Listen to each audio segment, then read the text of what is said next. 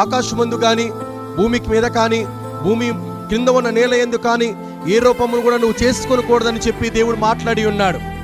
యెహోవాయే మనకు దేవుడు, ఆయన మనల్ని పుట్టించను, మనం ఆయన వారము.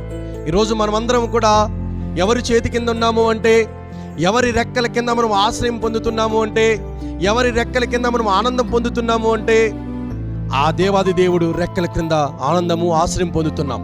మనందరము కూడా నీవు నీ సొత్తు కాదు, నీవు నా సొత్తు అంటున్నాడు దేవుడు. ఈరోజు మనందరం కూడా ఆయన వారము, ఆయన ప్రజలము, ఆయన మేపు గొర్రెలము. కృతజ్ఞతాస్తుతులు చెల్లిస్తూ ఆయన గుమ్మములో ప్రవేశించాలి. ఈరోజు మనందరము కూడా ఆయన చిత్తములో ఉండాలి, ఆయన మాటలో ఉండాలి, ఆయన యొక్క తలంపుల్లో మనం ఉండాలి. మనందరము కూడా ఆయన చిత్తాన్ని జరిగిస్తూ ఆయన మార్గంలో నడుస్తున్న ప్రజలుగా ఉండాలి. అందుకే యెహోవాయే మన దేవుడు. ఇప్పటికీ ఎప్పటికీ ఎన్నటికీ నువ్వు మరణించి పరలోకములో ఉన్న